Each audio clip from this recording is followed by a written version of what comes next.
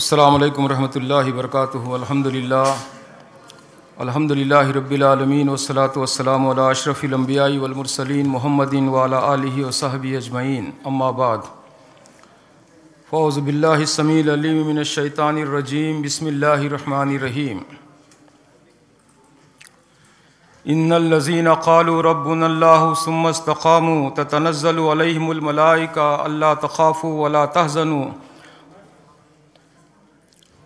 وابشروا بالجنة التي كنتم توعدون۔ وقال في موضع آخر سبحان الذي أسرى بعبده ليلا من المسجد الحرام إلى المسجد الأقصى الذي باركنا حوله لنريه من آياتنا إنه هو السميع البصير۔ محترم بزرگوں، بھائی اور بہنوں، جیسے یہاں پر سیرت کا سلسلہ شروع سے آخر تک مرتب کیا گیا ہے، جس سے نبی کریم صلی اللہ علیہ وسلم کی ساری زندگی مکی اور مدنی اور اس سے پہلے نبی بنائے جانے سے پہلے کی آپ کی زندگی صبح کی صبح ذہنوں میں رینیول ہو جاتی ہے، تازہ ہو جاتی ہے۔ تو الحمدللہ یہ بہت ہی مفید لیکچرز ہیں، دروس ہیں، مواعظ ہیں، خطب ہیں۔ ہونا تو یہ چاہیے تھا کہ ہماری امت مسلمہ، ہمارے دیگر بھائی اور بہنیں بھی ان دنوں میں نبی کریم صلی اللہ علیہ وسلم کی ان یادوں کو تازہ کرتے، اور کس طریقے سے اللہ کے نبی صلی اللہ علیہ وسلم نے توحید و سنت پھیلانے کے لیے اسٹرگل فرمایا ہے، کس طریقے سے مصیبتیں جھیلی ہیں، اور کس طریقے سے آپ نے اور آپ کے اصحاب نے عزیمت کا، استقامت کا مظاہرہ فرمایا ہے۔ ان چیزوں پر، ان تعلیمات نظر سے گزرتی تاکہ ہم میں بھی وہ چیز پیدا ہو، لیکن آج ایسا محسوس ہوتا ہے کہ دین اسلام کے موازی، اس کے برابر کوئی اور ایک دین ایجاد کر لیا گیا ہے، جس میں صرف خوشی ہے، ناچنا ہے، گانا ہے، موسیقی ہے۔ بلکہ میں یہ خدشہ ظاہر کر رہا تھا کہ جو ہماری خواتین کو جو گلی بازاروں میں گھمایا جا رہا ہے، آئندہ بھنگڑے بھی ڈالیں گے۔ کل ہی ایک صاحب نے مجھے یوٹیوب کی ایک چیز بتائی کہ وہ جو خدشہ ہے وہ ہو گیا ہے، وہ واقعی عورتیں بھنگڑا ڈال رہی ہیں اور کہہ رہے ہیں کہ خوشی کے نام پہ کیا جا رہا ہے، عورتوں کو ننگا نچایا جا رہا ہے، دین کے نام پر، مذہب کے نام پر، اور ثواب کے نام پر۔ کتنے افسوس کی بات ہے۔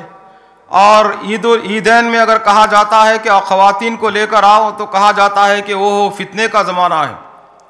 کیسے عورتوں کو مساجد اور عیدگاہ میں لے کر آئیں؟ تو اندازہ فرمائیے کہ کہاں ہم جا رہے ہیں۔ بہرحال یہ وہ چیزیں ہیں جن کی تذکیر کے لیے یہ دروس کا سلسلہ شروع کیا گیا ہے۔ اللہ انہیں جزائے خیر عطا فرمائے۔ منتظمین کو زیادہ وقت نہ لیتے ہوئے اور آپ کے اور ابو ہمنا قاری ذکاء اللہ سلیم صاحب کے درمیان زیادہ حائل نہ ہوتے ہوئے، میں اب ان سے ریکویسٹ اور درخواست کرتا ہوں کہ آج کا جو ٹاپک ہے، یعنی شعب ابی طالب سے لے کر معراج تک کا وہ واقعات نبی کریم صلی اللہ علیہ وسلم کے سیرت کے، آپ اس پہ خطاب فرمائیے۔ جزاکم اللہ احسن الجزاء۔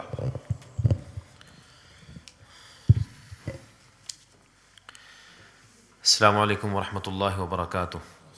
ان الحمد للہ نحمده ونستعینه ونستغفره ونعوذ باللہ من شرور انفسنا ومن سیئات اعمالنا، من يهده الله فلا مضل له ومن يضلل فلا هادي له، واشهد ان لا اله الا الله وحده لا شريك له واشهد ان محمدا عبده ورسوله، اما بعد۔ محترم حضرات، گزشتہ دروس میں آپ رسول اکرم صلی اللہ علیہ وسلم کی ولادت سے لے کے نبوت تک اور نبوت کے بعد سے لے کے ہجرت حبشہ تک کے واقعات اختصار اور جامعیت کے ساتھ سن چکے ہیں۔ مناسب یہ ہے کہ بلا تمہید اس سے اگلی بات کا آغاز کر دیا جائے، لیکن اس سے پہلے میں پھر اسی بات کی طرف توجہ دلانا چاہتا ہوں جس کی طرف گزشتہ دروس میں بھی توجہ دلائی گئی تھی، اور وہ یہ ہے کہ اللہ کے رسول صلی اللہ علیہ وسلم کی سیرت طیبہ کا ذکر کرنے کا مقصد یہ ہے کہ اس سے سبق حاصل کیا جائے اور اس کے مطابق اپنی زندگی ڈھالنے کی کوشش کی جائے۔ رسول اکرم صلی اللہ علیہ وسلم کی پیدائش سے لے کے وفات تک کی ساری زندگی، اس سے ہمیں کیا کیا سبق ملتے ہیں اور ہم ان کی روشنی میں اپنی زندگی کیسے بہتر کر سکتے ہیں، اصل معاملہ، اصل بات یہ ہے۔ اور یہی ایک مقصد ہونا چاہیے اللہ کے پیغمبر صلی اللہ علیہ وسلم کی سیرت طیبہ کا ذکر کرنے کا۔ اگر یہ مقصد نہ ہو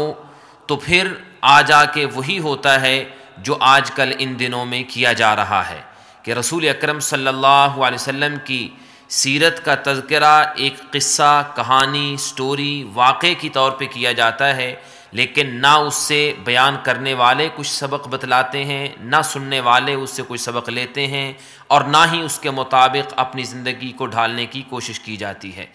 اللہ رب العالمین نے قرآن مجید میں فرمایا ہے کہ لَقَدْ كَانَ لَكُمْ فِي رَسُولِ اللَّهِ أُسْوَةٌ حَسَنَةٌ،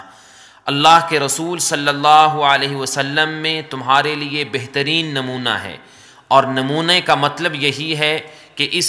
سیمپل کو اپنے سامنے رکھ کے اپنی زندگی کو اس کے مطابق بنانے کی کوشش کی جائے۔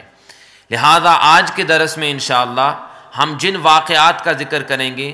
ان کے آخر میں میں کوشش کروں گا کہ ان واقعات سے ہمیں کیا کچھ سبق ملتے ہیں اور آج کل کی ہم اپنی زندگی میں ان واقعات کو ہم کس طرح امپلیمنٹ کر سکتے ہیں اور ان سے کس طرح ہم ان سے استفادہ کر سکتے ہیں۔ رسول اکرم صلی اللہ علیہ وسلم کی حیات طیبہ کے پہلے 40 سال ایسے خوشگوار تھے کہ مکے میں آپ کو صادق امین کہا جاتا، آپ کی تعریفیں کی جاتی، آپ کا ایک خاص مقام، عزت اور وقار سب کچھ تھا۔ جو ہی آپ صلی اللہ علیہ وسلم نے نبوت کا اعلان کیا، وہی مکے کے لوگ جو اپنی زبانوں سے اللہ کے رسول صلی اللہ علیہ وسلم کی تعریفیں کیا کرتے تھے، اللہ کی توحید کا پیغام سنتے ہی وہ آپ کے دشمن بن گئے، اور ان میں سر فہرست آپ کا سگا چچا ابو لہب تھا، جس کے خلاف اللہ رب العالمین نے قرآن مجید میں پوری ایک سورت نازل کر دی اور اس کے لیے لعنت اور بددعا بھیجی گئی۔ رسول اکرم صلی اللہ علیہ وسلم نے اپنی نبوت ملنے کے بعد پہلے 3 سال خفیہ طور پہ دعوت اور تبلیغ کا اہتمام کیا، لیکن اس کے بعد اللہ کی طرف سے حکم آ گیا کہ اب آپ اٹھیں اور کھلے عام اللہ کی مخلوق کو اللہ کی توحید کا پیغام سنائیں۔ اور جو ہی اللہ کے پیغمبر صلی اللہ علیہ وسلم نے اس کام کا آغاز کیا تو مکے کے لوگ آپ کے دشمن بننا شروع ہو گئے۔ جہاں آپ کے ساتھ دشمنی کرنے والے بہت سے لوگ تھے، وہاں کچھ نہ کچھ لوگ آپ کا ساتھ دینے والے بھی تھے۔ اللہ کے رسول صلی اللہ علیہ وسلم اور آپ کے صحابہ کرام، وہ چند لوگ جنہوں نے آپ کی دعوت کو قبول کیا، مشرکین مکہ کے ظلم و ستم سے اس قدر تنگ آ گئے کہ اللہ کے رسول صلی اللہ علیہ وسلم نے نبوت ملنے کے تقریباً 5 سال کے بعد اپنے ان چند صحابہ کرام سے یہ کہا کہ بہتر ہے بجائے اس کے کہ یہ لوگ تمہیں اس قدر تکلیفوں میں مبتلا کر دیں کہ تم ان تکلیفوں کی وجہ سے ان سے تنگ آ کے کہیں یہ نہ ہو کہ اسلام سے دور ہو جاؤ، یا یہ لوگ اپنے مقاصد، برے مقاصد پورے کرنے میں یہ کامیاب ہو جائیں، اس سے بہتر ہے کہ تم حبشہ کی طرف چلے جاؤ۔ حبشہ، اس کا گزشتہ درس میں ذکر ہو چکا ہے کہ حبشہ ایتھیوپیا جس کو کہا جاتا ہے، وہاں کا بادشاہ ایک عیسائی بادشاہ تھا۔ اللہ کے رسول صلی اللہ علیہ وسلم نے صحابہ کرام کو وہاں جانے کا حکم دیا۔ کیوں؟ اس لیے کہ عیسائی، مسیحی، نصرانی اہل کتاب ہیں، یہ وہ لوگ ہیں جو اللہ کے پیغمبر عیسیٰ علیہ السلام پر ایمان رکھتے ہیں۔ اگرچہ ان کی ایمان کی کیفیت اور ان کا طریقہ کار کچھ مختلف تھا، لیکن حقیقت میں ایسے عیسائی اس وقت بھی موجود تھے جو عیسیٰ علیہ السلام کو اللہ کا بندہ سمجھتے تھے، اللہ کا پیغمبر سمجھتے تھے۔ تو رسول اکرم صلی اللہ علیہ وسلم نے صحابہ کرام کو وہاں جانے کا حکم دیا۔ وہاں پھر جو کچھ ہوا گزشتہ درس میں اس کا ذکر ہو چکا ہے۔ یہ نبوت ملنے کے 5 سال کے بعد کا واقعہ ہے۔ ہجرت حبشہ کے بعد جیسا کہ ذکر ہو چکا ہے کہ 2 مرتبہ ہجرت ہوئی۔ پہلے ایک ہجرت ہوئی، کچھ صحابہ کرام چند لوگ گئے، پھر وہ واپس آ گئے، پھر اس کے بعد دوسری ہجرت ہوئی۔ ہجرت حبشہ کے بعد مکہ مکرمہ میں بہت اہم، نہایت اہم کچھ واقعات رونما ہونا شروع ہو گئے۔ ان میں سے ایک واقعہ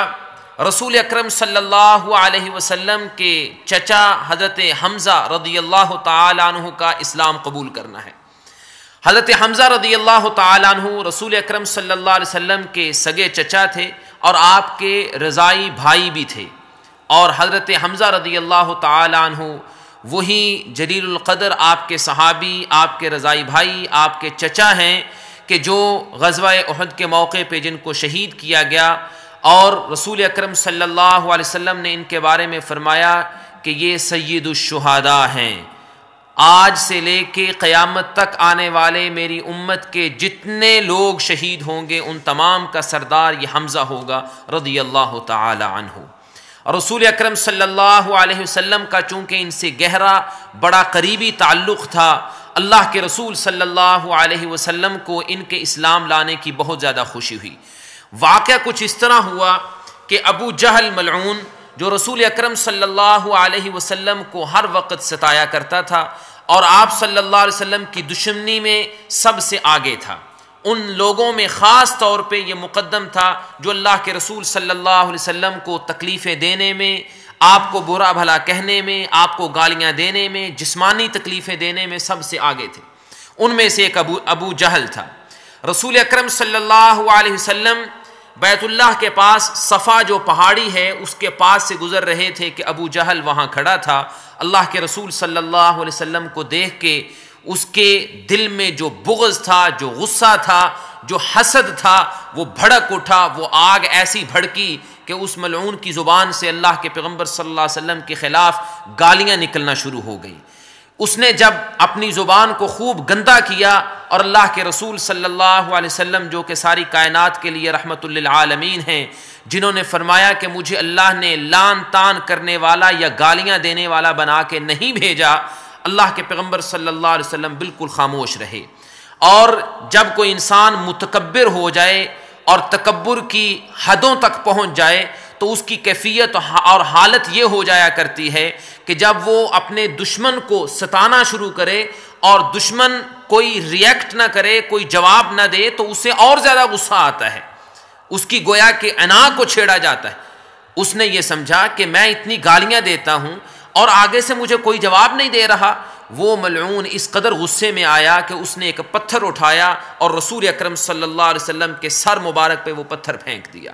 اللہ کے پیغمبر صلی اللہ علیہ وسلم کے سر مبارک پہ پتھر لگا اور وہاں سے خون جاری ہو گیا۔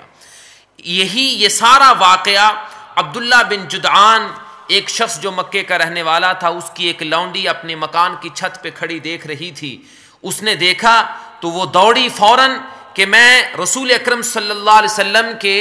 گھر والوں میں سے کسی کو، آپ کے رشتہ داروں میں ابو طالب کو یا کسی کو اس کی خبر دوں، واقعے کی اطلاع دوں کہ ابو جہل نے یہ حرکت آج کر دی ہے۔ چنانچہ جب وہ اپنے گھر سے نکلی تو اسے راستے میں سب سے پہلے جس شخص سے ملاقات ہوئی وہ حضرت حمزہ رضی اللہ تعالیٰ عنہ تھے۔ حضرت حمزہ رضی اللہ تعالیٰ عنہ شکار کے بہت زیادہ شوقین تھے، شکار کر کے واپس آ رہے تھے، اپنی تلوار اور اپنا تیر اور کمان سب کچھ آپ کے پاس تھا۔ راستے میں اس لونڈی نے آپ کو دیکھا اور خبر دی کہ آپ کے بھتیجے محمد صلی اللہ علیہ وسلم کے ساتھ آج ابو جہل نے یہ سلوک کیا ہے۔ رسول اکرم صلی اللہ علیہ وسلم تو وہاں سے لوٹے اور آپ اپنے گھر میں تشریف لے آئے، لیکن حمزہ رضی اللہ تعالی عنہ ابھی مسلمان نہیں ہوئے۔ جب اس لونڈی سے یہ بات سنی تو فوراً طیش میں آگے غصے میں آئے اور کہا کہ ابھی میں ابو جہل کے پاس سیدھا جاتا ہوں، دیکھتا ہوں کہ وہ کیا کرتا ہے اور اس کو کیسے جرأت ہوئی کہ میرے بھتیجے کو وہ اس قدر تکلیف دے۔ چنانچہ حضرت حمزہ رضی اللہ تعالی عنہ سیدھے وہاں پہنچے۔ ابو جہل وہیں صفا کے پاس ہی تھا، صفا پہاڑی کے پاس۔ جاتے ہی اس کے پاس کھڑے ہو کے کہا، اے ملعون بدبخت، اور جو الفاظ بولے کہ اے اپنے چوتڑوں پہ خوشبو لگانے والے، یہ نہایت گھٹیا، یعنی جو اپنے آپ کو، جس کو ابو الحکم کہا جاتا تھا کہ مکے کے لوگوں کے فیصلے کیا کرتا تھا، وہ اپنے آپ کو بڑا سردار سمجھتا تھا۔ حضرت حمزہ رضی اللہ تعالیٰ نے اس قدر ہتک آمیز اور ذلیل کرنے والے الفاظ اس کے سامنے بولے کہ اپنے سرین اور اپنے چوتڑوں پہ خوشبو لگانے والے، تجھے کیسے جرأت ہوئی کہ تو نے میرے بھتیجے پہ تو نے اپنا ہاتھ اٹھایا ہے؟ اور ساتھ ہی اسی طیش میں حضرت حمزہ رضی اللہ تعالی عنہ نے یہ بھی کہہ ڈالا کہ تجھے معلوم نہیں کہ میں بھی اسی دین پہ ہوں، تجھے معلوم نہیں کہ میں بھی اسی دین پہ ہوں. یہ بات تو کہہ دی، اور کہہ کے پھر اس کے بعد اپنی کمان نکالی اور اس کے ساتھ ابو جہل کے سر پہ زور سے اس کو مارا اور ضرب لگائی کہ ابو جہل کا سر بھی زخمی ہو گیا. حضرت حمزہ رضی اللہ تعالیٰ عنہ کو اس بات کی خوشی ہوئی کہ میں نے اپنے بھتیجے کا بدلہ لے لیا ہے. بعض روایات میں آتا ہے کہ حضرت حمزہ رضی اللہ تعالیٰ عنہ واپس آئے اور آ کر کہا اے محمد صلی اللہ علیہ وسلم، تسلی دینے کے لیے کہ میں آپ کا بدلہ لے آیا ہوں. لیکن اللہ کے رسول صلی اللہ علیہ وسلم کو یہ تو نہیں چاہیے تھا. آپ نے فرمایا اس بدلے کا نہ میں نے مطالبہ کیا تھا، نہ مجھے اس کی ضرورت ہے. مجھے تو اس کی ضرورت نہیں تھی، نہ میں نے مطالبہ کیا تھا کہ ابو جہل نے میرے ساتھ جو سلوک کیا ہے، جو اس نے مجھے تکلیف دی ہے، اس کا بدلہ اس سے لیا جائے. حضرت حمزہ کہنے لگے پھر آپ کا مطالبہ ہے کیا؟ آپ نے فرمایا مطالبہ وہی ہے جو اللہ کی ساری مخلوق سے میرا مطالبہ ہے کہ لا الہ الا اللہ، اللہ کی توحید کا اقرار کر لیں، تب مجھے خوشی ہوگی. رسول اکرم صلی اللہ علیہ وسلم کی اس دعوت پہ حضرت حمزہ رضی اللہ تعالیٰ عنہ چونکہ پہلے ہی طیش میں کہہ چکے تھے کہ ابو جہل تو جانتا نہیں کہ میں بھی اپنے بھتیجے کے دین پہ ہوں، حضرت حمزہ رضی اللہ تعالیٰ عنہ نے اسلام قبول کر لیا. اور حضرت حمزہ رضی اللہ تعالیٰ عنہ مکے کے نہایت بہادر اور جرأت مند اور طاقتور لوگوں میں ان کا شمار ہوتا تھا. حضرت حمزہ نے جب اسلام قبول کیا تو مکے والوں کے لیے یہ ایک بہت بڑا دھچکا تھا کہ ایسا جرأت مند آدمی اور محمد صلی اللہ علیہ وسلم کے ساتھ وہ جا ملا. اب اس واقعے کے چند دن کے بعد، بعض روایات میں آتا ہے کہ صرف 3 دن کے بعد، ایک دوسرا بہت بڑا شخص مکے کا جو کڑیل نوجوان، مضبوط، طاقتور، جرأت مند، جو کسی سے ڈرنے والا نہیں، وہ بھی اسلام قبول کر لیتا ہے. اور وہ دراصل اسلام قبول کرتا ہے اللہ کے رسول صلی اللہ علیہ وسلم کی دعا کے نتیجے میں، اور وہ ہیں سیدنا عمر بن خطاب رضی اللہ تعالیٰ عنہ. رسول اکرم صلی اللہ علیہ وسلم اللہ سے دعا کیا کرتے تھے اللہم انصر الاسلام، اور ایک روایت میں آتا ہے اللہم اید الاسلام باحب الرجلین الیک، اے اللہ اپنے دین کو مضبوط کر 2 آدمیوں میں سے اس ایک آدمی کے ذریعے جو ان دونوں میں سے تجھے زیادہ محبوب ہے. اور وہ کون تھے؟ آپ نے فرمایا بعمر بن الخطاب او بابی جہل بن ہشام، اے اللہ یا عمر بن خطاب کو ہدایت دے دے کہ وہ مسلمان ہو جائے، یا ابو جہل کو ہدایت دے دے. ابو جہل کی عمر اس وقت بڑی تھی، مکے کا سردار سمجھا جاتا تھا. عمر رضی اللہ تعالی عنہ نے جب اسلام قبول کیا تو سیدنا عمر رضی اللہ تعالی عنہ کی عمر اس وقت تقریباً 25 یا 26 سال کی تھی، بالکل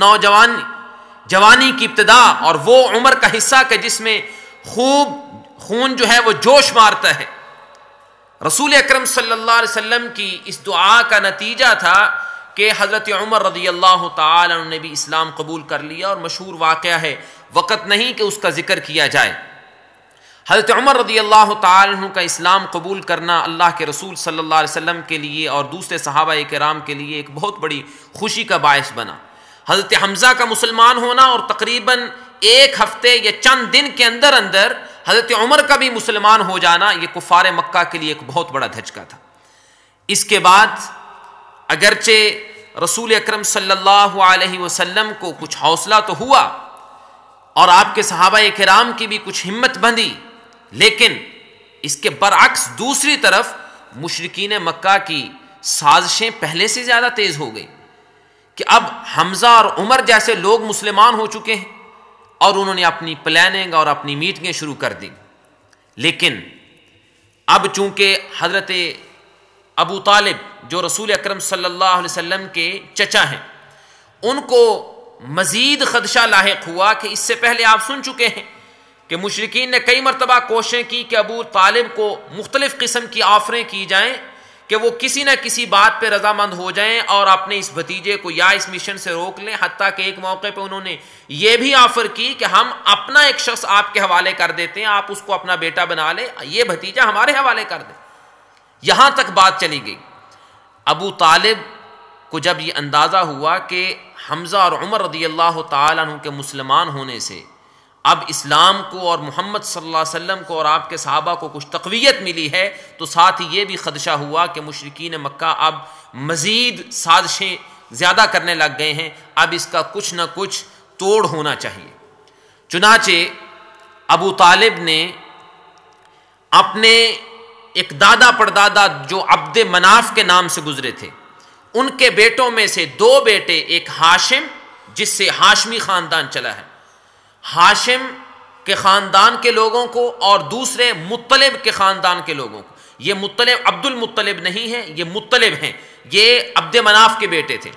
عبد مناف کے بیٹوں سے یہ 2 خاندان ہاشم اور مطلب کے خاندان کے جو لوگ تھے ان کو اکٹھا کیا، کیونکہ یہ زیادہ قریب تھے، ان کو اکٹھا کیا اور ان سے کہا کہ تم لوگ جانتے ہو کہ میں اپنے بھتیجے کے دفاع کے لیے کیا کچھ کر رہا ہوں، اور تم اس بات کو سمجھتے ہو کہ مکے والے میرے بھتیجے کے کس قدر مخالف اور کس طرح اس کے دشمن بن چکے ہیں۔ ابو طالب نے ان سے ان کی حمیت، ان کی جو قبائلی حمیت تھی، اس کے ذریعے ان سے مخاطب ہوئے اور ان سے مطالبہ کیا کہ تم سارے کے سارے اس ذمہ داری کو قبول کرو، صرف میں اکیلا نہیں کہ میں اپنے بھتیجے کی ذمہ داری لوں، بلکہ تم تمام لوگوں کا حق بنتا ہے، تمہارا اپنا خاندان قبیلہ ہے۔ اور عرب کے لوگ آپ پہلے سن چکے ہیں کہ وہ اپنے قبائل کی تائید میں اور اس کی حمایت میں کتنے وہ جرأت مند اور کتنے بہادر ہو جاتے تھے۔ جب انہوں نے یہ باتیں سنی تو انہوں نے کہا ٹھیک ہے، ہم سارے کے سارے جو اللہ کے رسول صلی اللہ علیہ وسلم پر ایمان لا چکے ہیں، وہ بھی جو مسلمان نہیں ہوئے کافر وہ بھی، دونوں خاندانوں کے لوگ، انہوں نے کہا کہ ہم آپ کا بھرپور ساتھ دیں گے اور آپ کی حفاظت کریں گے۔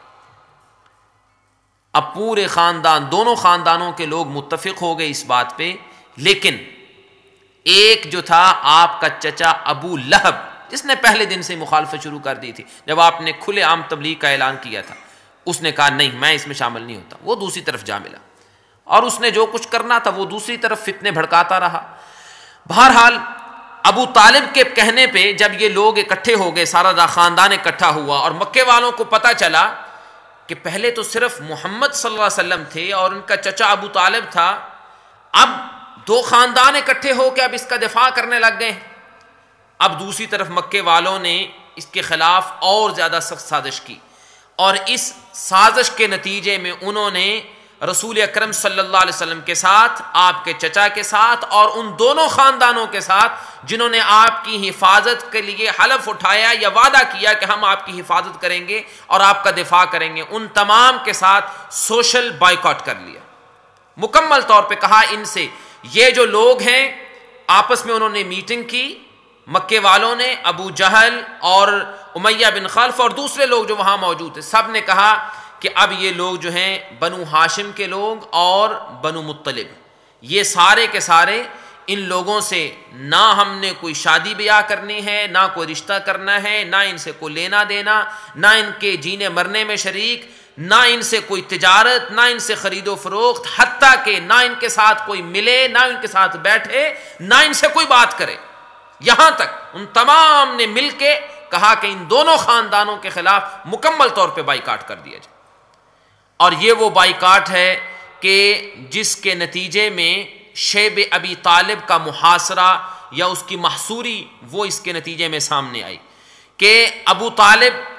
ان کی رہائش جس جگہ پہ تھی، مکے کے جس ایریے میں تھی، وہ پہاڑیوں کے درمیان کا ایک علاقہ تھا، ایک ایریا تھا جس کو شیب یعنی گھاٹی کہا جاتا تھا، اس میں ابو طالب اور بنو ہاشم اور بنو مطلب کے لوگ وہاں بند ہو کے رہ گئے۔ باہر جاتے تو ان کو ویسے خطرہ تھا، اب اس ایریے سے باہر جاتے تو ان کو خطرہ تھا کہ مکے والے جو ہمیں چھوڑیں گے نہیں، اور وہاں اندر رہنے کی حالت یہ تھی کہ مکے والے ہر وقت نظر رکھتے کہ کون وہاں جا رہا ہے، کون وہاں سے آ رہا ہے، ہر آنے جانے والے سے پوچھ گچھ ہوتی کہ بھئی تو کیا کرنے گیا، تو کیا لینے گیا، یہ حالت،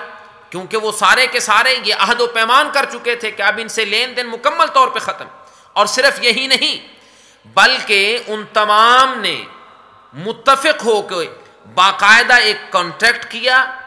اس پہ سارے کے سارے متفق ہوئے، اور وہ لکھ کے ایک صحیفہ لکھ کے ایک ڈاکیومنٹ تیار کر کے اس کو بیت اللہ کے اندر لگا دیا. اور یہ بہت کم وہ لوگ کیا کرتے تھے, اور کیا اس وقت کرتے تھے جب کوئی خاص اہم معاملہ ہوتا تھا. اس معاملے کو انہوں نے اتنا اچھالا کہ انہوں نے وہ ایک ڈاکومنٹ تیار کر کے بیت اللہ میں لگا دی کہ یہ ہمارا آپس میں مکے کے تمام لوگوں کا یہ اب عہد اور یہ معاہدہ ہو چکا ہے کہ بنو ہاشم اور بنو مطلب کے لوگوں سے ہمارا کوئی لین دین نہیں, مکمل طور پہ ان سے بائیکاٹ. جب انہوں نے یہ کیا تو اس کا نتیجہ یہ ہوا کہ رسول اکرم صلی اللہ علیہ وسلم, ابو طالب اور دوسرے لوگ, دونوں خاندانوں کے لوگ وہ محصور ہو کے رہ گئے, اور حالت اس قدر پتلی ہو گئی, اس قدر کمزور ہو گئی کہ بھوک, پیاس, فاقہ کشی تک نوبت چلی گئی. حتیٰ کہ ان خاندانوں کی عورتیں اور بچے بھوک سے بلکنے لگے, اور رات بھر بچوں کے چیخنے کی آوازیں مکے میں آیا کرتی تھی. اور ان لوگوں نے ظلم پہ ظلم پھر یہ کیا کہ مکہ چونکہ ایک تجارتی مرکز تھا, مختلف علاقوں سے, یمن سے, شام سے, وہاں علاقے تجارتی, مختلف علاقوں سے تجارتی قافلے وہاں آتے, لوگ کھانے پینے کا خرد و نوش کا سامان لے کے آتے. مکے والے اول تو ان لوگوں کو وہاں تک پہنچنے نہیں دیتے تھے, اور تجارتی قافلے کے آتے ہی سب سے پہلے کوشش کرتے کہ سامان خرید لیا جائے. اور اگر کبھی اس محاصرے میں محصور لوگوں کو موقع مل جاتا کہ کہیں باہر جا کے, اور خاص طور پہ ان کو موقع ملتا تھا حرمت والے مہینوں میں, حرمت والے 4 مہینے ان کا مشرکین مکہ بھی احترام کیا کرتے تھے کہ ان حرمت والے مہینوں میں کسی سے لڑنا نہیں ہے, کسی کو تکلیف نہیں دینی. محرم کا مہینہ, ذوالقعدہ کا, ذوالحجہ کا اور محرم کا مہینہ اور رجب کا مہینہ, ان مہینوں میں یہ لوگ خاص طور پہ اس شیب ابی طالب سے باہر جاتے اور کوشش کرتے کہ ہم کچھ سامان خرید لائیں. لیکن مکے والے پھر اس پہ ظلم یہ کرتے کہ باہر سے کوئی تجارتی قافلہ آتا تو اس سے اس کے سامان کی قیمت اتنی زیادہ لگا دیتے کہ یہ لوگ خریدنے سے قاصر رہتے. بہرحال یہ سلسلہ 1-2 دن یا چند ہفتے یا چند مہینے نہیں, بلکہ تقریباً 3 سال تک یہ معاملہ چلتا رہا. 3 سال تک اس قدر حالت خطرناک ہو گئی اور ظلم کی انتہا ہو گئی کہ فاقہ کشی اور بھوک اور پیاس اور ظلم. رسول اکرم صلی اللہ علیہ وسلم اس کے باوجود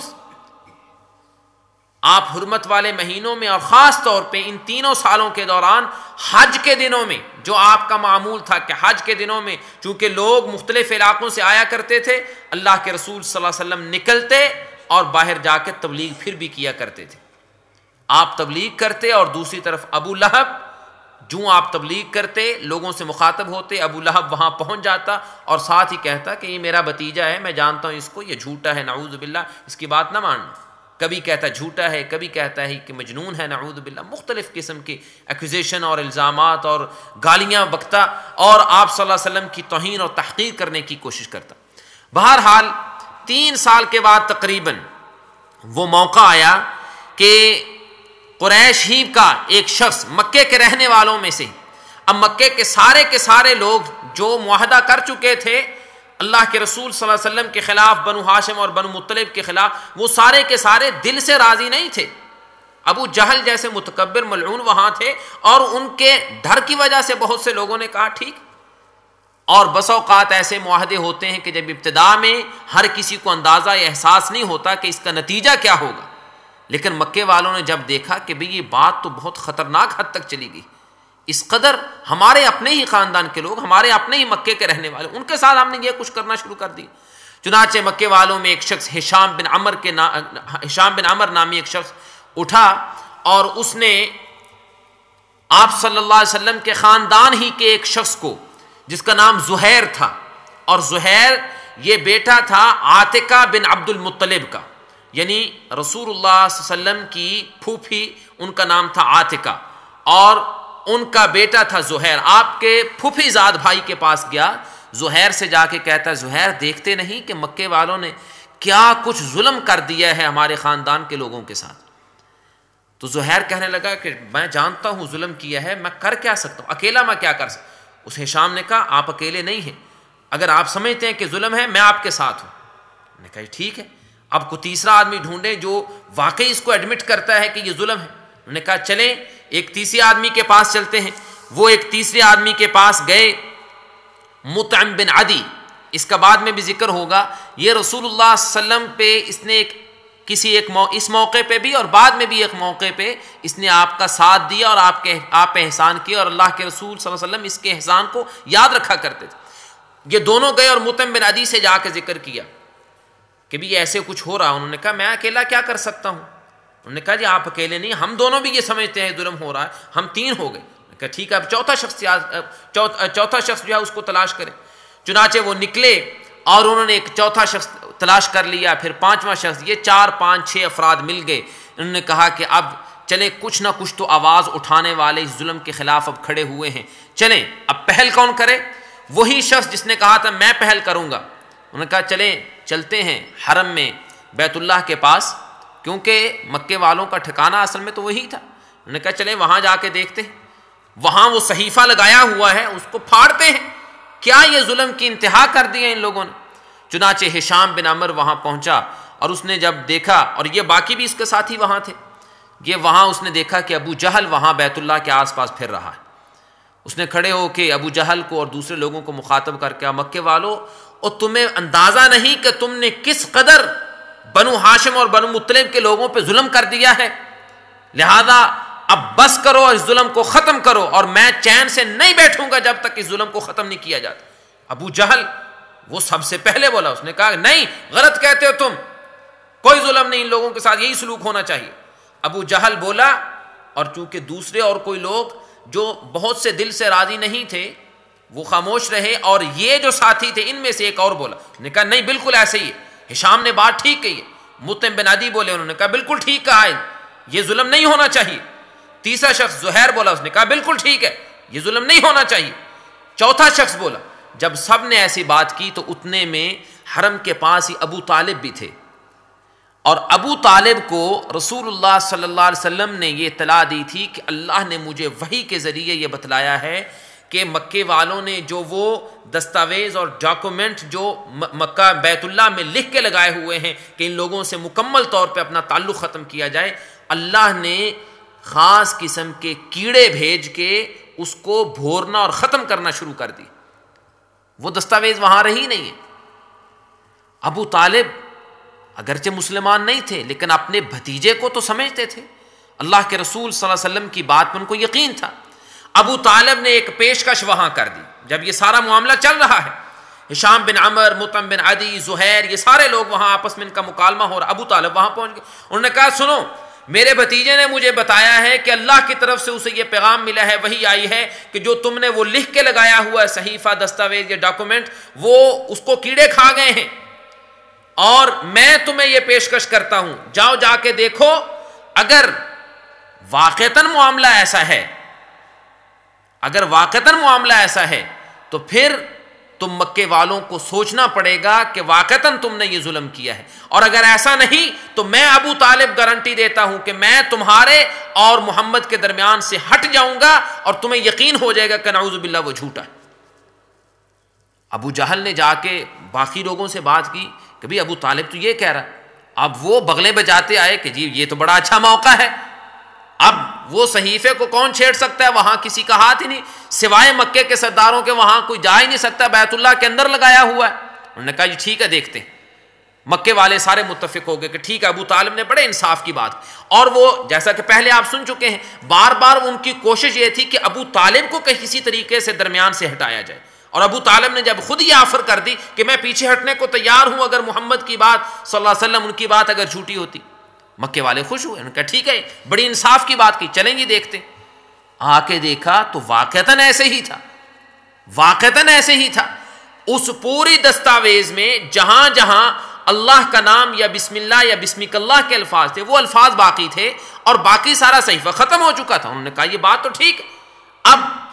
ابو طالب کی بات پہ چونکہ وہ متفق ہوئے تھے, اس وجہ سے ان کو اس کے سوا کچھ چارہ کار نہیں تھا. وہ باقی جو کچھ بچا کچا وہاں سے تھا اس کو وہاں سے اتار پھینکا اور اس کو ختم کر دیا, اور کہا کہ ٹھیک ہے اب محاصرہ ختم, اور جو ہم نے معاہدہ کیا تھا اس معاہدے کو ہم ختم کرتے ہیں. لیکن اس کے باوجود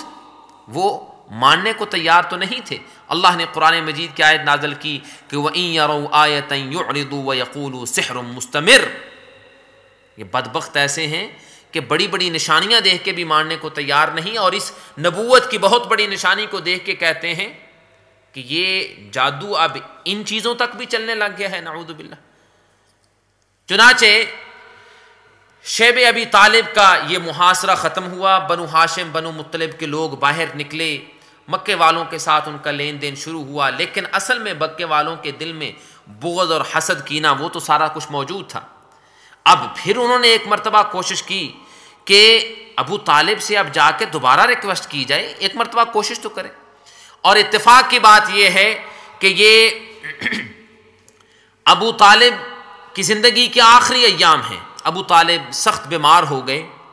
اور بوڑھے بھی ہو چکے تھے، بیمار ہو گئے ہیں۔ اب مکے کے سارے لوگ پورا ایک وفد بن کے، پورا ڈیلیگیشن جس میں عتبہ بن ربیعہ، شیبہ بن ربیعہ، ابو جہل، ابو سفیان اور دوسرے امیہ بن خلف جیسے تقریباً 25 کے قریب لوگ یہ اکٹھے ہوئے، اور انہوں نے کہا چلیں ابو طالب کے پاس جا کے بات کرتے ہیں۔ ٹھیک ہے، اب مسئلہ ایسے حل ہونے والا نہیں، لیکن چلیں کوئی سمجھوتا کر لیں۔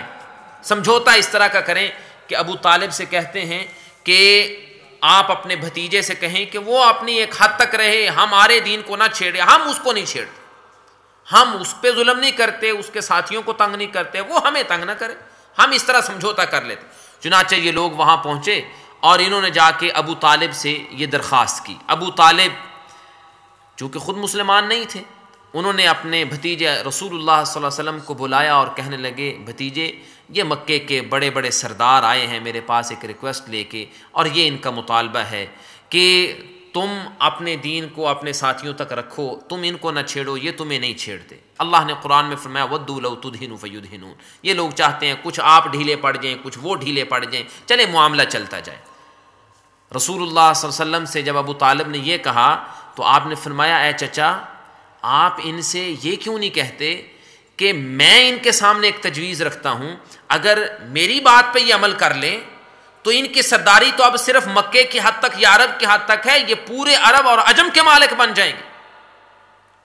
اور مختلف روایات میں مختلف الفاظ آتے ہیں کہ رسول اللہ صلی اللہ علیہ وسلم نے ابو طالب سے کہا، ابو طالب نے ان سے کہا، یا آپ نے ڈائریکٹ مخاطب ہو ان سے کہا۔ چنانچہ بہرحال بات یہ ہوئی، آپ نے فرمایا کہ میں تمہیں ایک ایسی تجویز ہے، تم یہ تجویز لے کے آئے ہو کہ میں اپنا دین اپنی حد تک رکھوں، تم اپنا دین اپنی حد تک رکھو، نہ تم ہمیں چھیڑو نہ ہم تمہیں چھیڑیں، معاملہ چلتا رہے۔ اس کی بجائے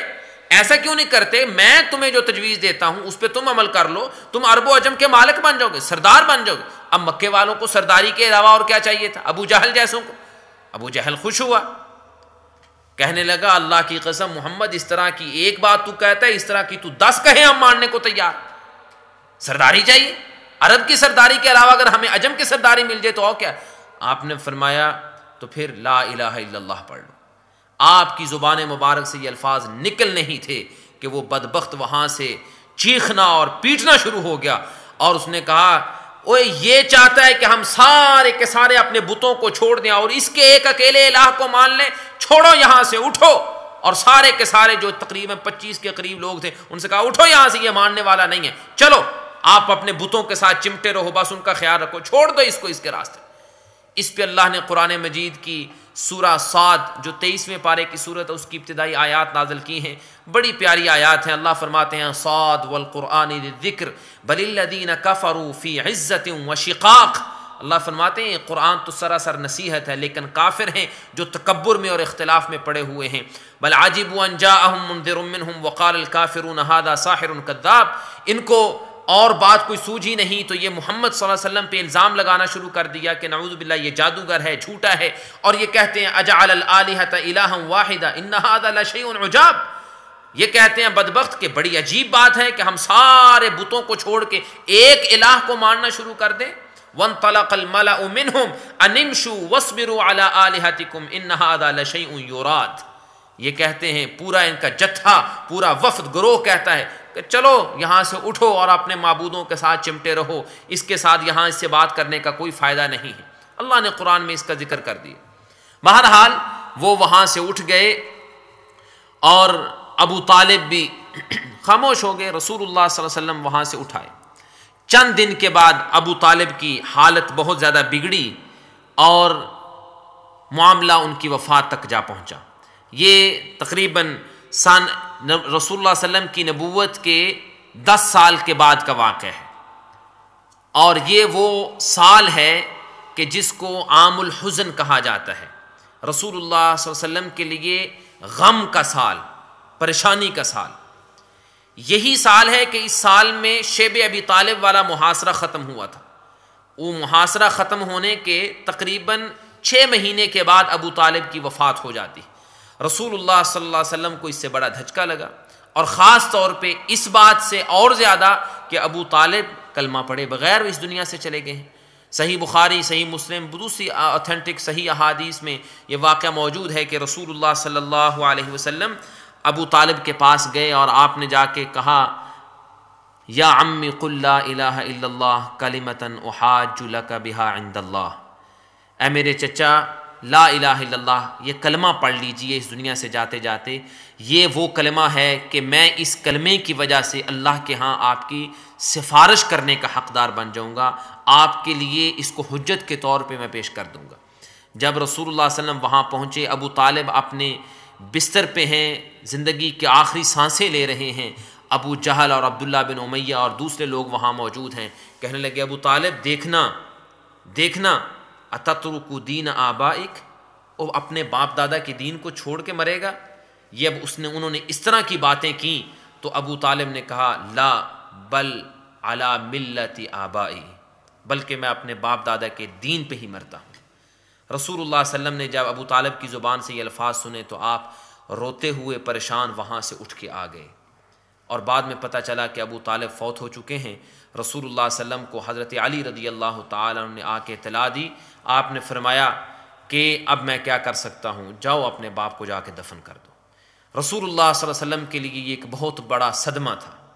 کہ وہ چچا جس نے آپ کا اتنا ساتھ دیا، آپ کی حفاظت کی، آپ کا دفاع کیا، بچپن میں آپ کو پالا پوسا، آپ کی تربیت کی، ہر طرح سے آپ کا خیال رکھا، آج وہ چچا اس دنیا سے چلا گیا ہے کلمہ پڑھے بغیر،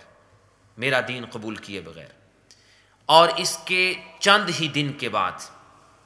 سیرت ابن ہشام اور بعض تاریخی روایتوں میں ہے کہ صرف 3 دن کے بعد، لیکن دوسری بہت سی روایات میں ہے تقریباً 1.5-2 مہینے کے بعد، رسول اللہ صلی اللہ علیہ وسلم کی زوجہ محترمہ حضرت خدیجہ رضی اللہ تعالی عنہا وہ اس دنیا سے رخصت ہو جاتی ہے، وہ فوت ہو جاتی ہیں۔ اللہ کے پیغمبر صلی اللہ علیہ وسلم کو یہ ایک دوسرا بہت بڑا دھچکا لگا۔ خدیجہ رضی اللہ تعالی عنہا ہی وہ خاتون اول تھیں کہ جنہوں نے رسول اللہ صلی اللہ علیہ وسلم کو سب سے پہلے دن آپ کو تسلی دی تھی۔ جب آپ غار حرا سے واپس آئے تھے تو آپ صلی اللہ علیہ وسلم خوف کی حالت میں تھے، تو حضرت خدیجہ نے آپ کو تسلی دی تھی کہ کلا واللہ لا یخزیک اللہ ابدا انک لتصل الرحم وتحمل الکل وتقری الضیف وتعین علی نوائب الحق وتکسب المعدوم، اے اللہ کی قسم اللہ آپ کو کبھی رسوا نہیں کرے گا، بلکہ آپ کی تو حالت یہ ہے کہ آپ غریبوں کا سہارا بنتے ہیں، جن کے پاس کچھ نہیں ان کو آپ کما کے خود دیتے ہیں، اور حق کے لیے آپ آواز اٹھاتے ہیں، ظلم کے خلاف آواز اٹھاتے ہیں۔ جب آپ کے اندر یہ خوبیاں ہیں، اللہ کیسے آپ کو رسوا کر سکتا ہے؟ ایسی بیوی کہ رسول اکرم صلی اللہ علیہ وسلم نے اس بیوی کے ہوتے ہوئے کسی اور عورت سے شادی کرنا ہی پسند نہیں کی۔ اس وقت رسول اکرم صلی اللہ علیہ وسلم کی عمر تقریباً 50 سال ہو چکی تھی، اور حضرت خدیجہ رضی اللہ تعالی عنہ کی عمر تقریباً 65 سال تھی۔ حضرت خدیجہ رضی اللہ تعالی عنہ اس دنیا سے رخصت ہوتی ہیں، اور رسول اللہ صلی اللہ علیہ وسلم صرف اس موقع پہ نہیں بلکہ بعد میں بہت سے موقعوں پہ آپ خدیجہ رضی اللہ تعالی عنہ کا ذکر کیا کرتے تھے غم اور صدمے کے ساتھ، اور آپ فرمایا کرتے تھے کہ خدیجہ وہ میری بیوی تھی کہ جس نے میری بات اس وقت مانی تھی جب سارے مکے والوں نے مجھے جھوٹا کہا تھا۔ خدیجہ نے اپنے مال کے ذریعے میری اس وقت مدد کی تھی جب مکے والوں نے میرا ساتھ دینا شروع کر دیا تھا۔ خدیجہ نے مجھے اس وقت تسلیاں دی تھیں جب مکے والے مجھے تکلیفیں دیا کرتے تھے، اور خدیجہ سے اللہ نے مجھے اولاد دی ہے، اور جب بیوی سے اولاد ہو تو اللہ رب العالمین خاوند کے دل میں اور زیادہ محبت اور پیار ڈال دیتے۔ تو رسول اکرم صلی اللہ علیہ وسلم حضرت خدیجہ رضی اللہ تعالی عنہا کو بعد میں بھی بہت زیادہ یاد کیا کرتے تھے. اور حضرت عائشہ رضی اللہ تعالی عنہا کا مشہور مقولہ ہے، فرماتی ہیں کہ رسول اکرم صلی اللہ علیہ وسلم کی بیویوں میں سے ہر بیوی کے بارے میں میرے دل میں کچھ نہ کچھ تھا. سوکنیں تھیں اور سوکنوں کا فطری طور پہ ہوتا ہے کہ میرے دل میں تھا، سوائے خدیجہ کے، کیونکہ میں جانتی تھی کہ خدیجہ نے اللہ کے پیغمبر صلی اللہ علیہ وسلم کا بہت بھرپور ساتھ دیا ہے. اور رسول اکرم صلی اللہ علیہ وسلم خدیجہ کو اس قدر یاد کیا کرتے تھے کہ قربانی کے موقع پہ بھی جب آپ جانور ذبح کرتے تو جانور ذبح کرنے کے بعد ان کا قربانی کا گوشت خدیجہ کی سہیلیوں کو بھیجا کرتے تھے. اور حضرت عائشہ بسا اوقات پوچھتی ہیں اللہ کے رسول آپ کسی کو اتنا یاد نہیں کرتے جتنا خدیجہ کو یاد کرتے ہیں. تو آپ پھر یہ الفاظ دہرایا کرتے تھے کہ خدیجہ نے میری بات اس وقت مانی جب سب مکے والوں نے مجھے جھوٹا کہا، خدیجہ نے میری اس وقت مدد کی جب مکے والوں نے میرا ساتھ چھوڑ دیا، اور خدیجہ سے اللہ نے مجھے اولاد دی. صحیح بخاری کی ایک روایت میں آتا ہے کہ ایک موقع پہ حضرت جبریل علیہ السلام اللہ کے رسول صلی اللہ علیہ وسلم کے پاس آئے اور آ کر کہنے لگے اے محمد صلی اللہ علیہ وسلم ابھی آپ کی بیوی خدیجہ آپ کے پاس کھانا لے کے آ رہی ہے، جب آپ کے پاس پہنچے تو اس کو میری طرف سے سلام کہیے. یہ وہ نیک باز خاتون تھیں کہ جن کو اللہ کے فرشتے سلام کیا کرتے تھے. رسول اکرم صلی اللہ علیہ وسلم کے لیے خدیجہ کی وفات ایک بہت بڑا صدمہ تھی. اس کے کچھ ہی عرصے کے بعد اللہ کے پیغمبر صلی اللہ علیہ وسلم نے پھر آپ نے شادی کی حضرت سودا بنت زمعہ رضی اللہ تعالی عنہا سے. حضرت سودا رضی اللہ تعالی عنہا یہ ان خواتین میں سے ایک تھیں کہ جنہوں نے ابتدائی دنوں میں اسلام قبول کیا تھا، اور رسول اکرم صلی اللہ علیہ وسلم کی اجازت پہ یہ اپنے خامن سکران کے ساتھ مکہ مکرمہ سے ہجرت کر کے حبشہ گئی تھیں اور پھر وہاں سے واپس آ گئی تھیں. ان کے خامن فوت ہو چکے تھے اور عدت ان کی مکمل ہو چکی تھی. تو رسول اللہ صلی اللہ علیہ وسلم نے حضرت سودا رضی اللہ تعالی عنہا سے نکاح کر لیا اور ان سے شادی کر لی. اور اس وقت حضرت سودا رضی اللہ تعالی عنہا کی عمر بھی زیادہ تھی. بہرحال یہ تقریباً شوال کے مہینے، نبوت کے 10ویں سال شوال کے مہینے کا واقعہ ہے کہ اللہ کے پیغمبر صلی اللہ علیہ وسلم نے حضرت سودا سے شادی کی. اور اس کے چند ہی دن کے بعد اللہ کے رسول صلی اللہ علیہ وسلم نے دیکھا کہ اب مکے والوں کو تو اور چھوٹ مل گئی ہے، نہ میری بیوی خدیجہ رہی، نہ میرا چچا ابو طالب رہا. مکے والوں کے سامنے ایک بہت بڑی جو رکاوٹ تھی ابو طالب کی وہ اب ختم ہو چکی ہے. مکے والوں نے آپ صلی اللہ علیہ وسلم کو اور آپ کے صحابہ کرام کو جسمانی تکلیفیں اور اذیتیں پہنچانا پہلے سے زیادہ تیز کر دی، پہلے سے زیادہ تکلیفیں دینا شروع کر. اور جگہ جگہ انہوں نے یہ اعلان کر دیا کہ محمد صلی اللہ علیہ وسلم کے پاس کوئی نہ جائے، ان کی بات کوئی نہ سنے، آپ کو تکلیفیں دیتے. اللہ کے رسول صلی اللہ علیہ وسلم نے دیکھا کہ اب مکے کے حالات یہ ہو چکے ہیں. آپ نے سوچا کہ اب مکے سے باہر نکل کے مکے کے آس پاس کے جو علاقے ہیں وہاں کوشش کی جائے، وہاں کے لوگوں کو اللہ کی توحید کا پیغام سنایا جائے. اور ان میں سب سے پہلے آپ نے جو سفر اختیار کیا وہ طائف کا سفر ہے. مشہور سفر ہے کہ اس سفر کو انسان اگر صحیح معنوں میں پڑھے، اس کی گہرائی کو سیرت کی کتابوں میں مطالعہ کرے تو رونگٹے کھڑے ہو جاتے ہیں کہ انسانی تاریخ کا ایک ہولناک سفر. اور اس میں اللہ کے رسول صلی اللہ علیہ وسلم کے ساتھ جو ظلم ہوا کہ آپ صلی اللہ علیہ وسلم زندگی بھر اس کو یاد رکھا کرتے تھے کہ غزوہ احد کے موقع پہ جنگ کے دوران رسول اکرم صلی اللہ علیہ وسلم کا دانت مبارک شہید ہو گیا، آپ کا سر پھوٹ گیا اور سر سے خون نکلنے لگا، آپ کے چہرے کے اندر لوہے کی کھود وہ آپ آگے دھنس گئی اور اس کا نشان چہرے پہ پڑ گیا، خون نکلنا شروع ہو گیا. اس قدر سخت حالت حضرت عائشہ رضی اللہ تعالی عنہا ایک موقع پہ پوچھتی ہیں یا رسول اللہ حل مر علیک یوم اشد من یوم احد. اے اللہ کے رسول صلی اللہ علیہ وسلم مجھے لگتا ہے کہ جتنا سخت دن آپ کی زندگی میں احد کا دن گزرا ہے کہ آپ کو اتنی تکلیف ہوئی، اس سے زیادہ سخت دن بھی کبھی کو آیا ہے؟ آپ نے فرمایا عائشہ یہ تو کچھ بھی نہیں، یہ تو کچھ نہیں، اس سے کہیں زیادہ سخت وہ دن تھا کہ جب میں طائف میں گیا تھا اور طائف کے سرداروں کو عبد یالیل، مسعود اور حبیب، یہ 3 بھائی تھے، طائف کے ثقیف قبیلے کے سردار تھے. میں ان کے پاس گیا اور میں نے جا کے ان کو دعوت پیش کی. مختلف تاریخی روایات میں، سیرت کی کتابوں میں یہ واقعہ منقول ہے. رسول اکرم صلی اللہ علیہ وسلم وہاں گئے، ان سرداروں سے جا کے بات کی، ان کو اللہ کی توحید کا پیغام سنایا. انہوں نے بجائے بات ماننے کے مذاق اڑانا شروع کر دیا۔ آپ نے ان سے ریکویسٹ کی کہ اگر میری بات نہیں مانتے تو کم از کم میری بات کو آگے نہ پھیلاؤ، چھپا کے رکھنا، اگر ماننے کو تیار نہیں تو دوسروں کو میرے خلاف نہ بھڑکانا۔ اللہ کے رسول صلی اللہ علیہ وسلم نے چند دن، تقریباً 8 یا 10 دن آپ نے طائف میں قیام کیا، اور وہاں مختلف قبیلوں کے مختلف سرداروں سے علیحدہ علیحدہ گفتگو کرتے، ان سے بات کرتے، لیکن حالت یہ ہو گئی کہ ہر سردار آپ کو ٹھکراتا اور آپ کی بات کو ماننے کی بجائے آپ کا مذاق اڑاتے اور آپ کو دھمکیاں دیتے اور کہتے کہ یہاں سے نکل جائیے، طائف کو چھوڑ جائیے۔ حتیٰ کہ وہ دن آ پہنچا جب طائف والوں نے کہا کہ طائف کے سرداروں نے اکٹھے ہو کے یہ فیصلہ کیا کہ محمد صلی اللہ علیہ وسلم یہ مکے میں کوئی اس کی بات سننے کو تیار نہیں، یہاں آیا ہے، ہم نے اس کو یہاں سے ٹھکرایا ہے، ہم نے کہا ہے یہاں سے چلا جائے، لیکن یہ پھر بھی آپ اپنی بات چھوڑنے کو تیار نہیں۔ انہوں نے